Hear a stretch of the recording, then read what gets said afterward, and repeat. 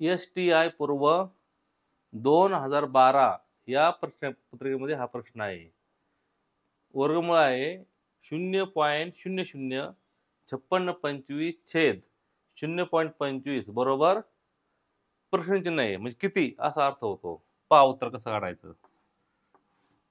0.005625 छेद 0.25 बरोबर. पहा इकडे.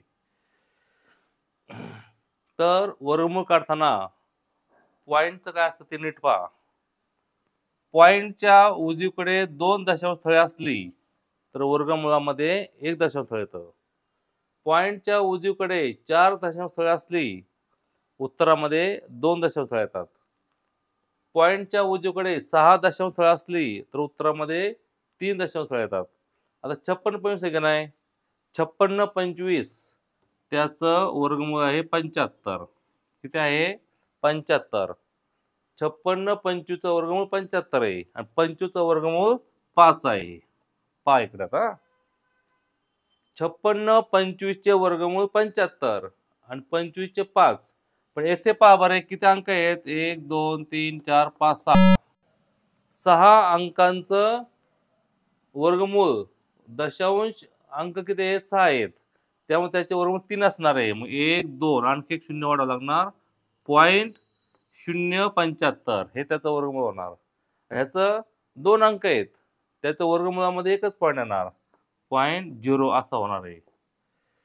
मग याचं उत्तर काय आलं 0.075 छेद 0.5.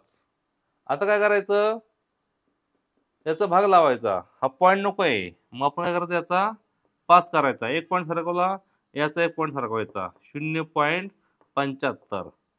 0.75 ला 5 ने भागायचे. पहा 0.75 भागिले 5 याचं उत्तर पाहता नीट. हा 5 इकडे गेला म्हणजे हा पॉईंट इकडे सरकवला 5 झाला त्या बदल्यामध्ये ह्याचा एक सरकवला 0.75 आला. आता 5 ने भागायचं. पहा इकडे 5 एक्के 5 5 0 0 5 एक्के 5 2 उरले 5 5 25. मग याचं अंतिम उत्तर होणार आहे 0.15.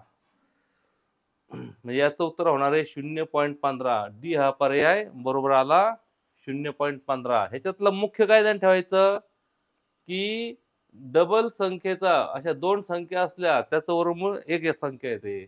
1 2 3 4 5 6 6 अंक आहेत की नाही मग त्याचं वर्गमूळ 3 अंक येणार. 2 आहेत वर्गमूळ 1 अंक येणार आणि मग पुढची क्रिया आपली नेहमीप्रमाणे करायची.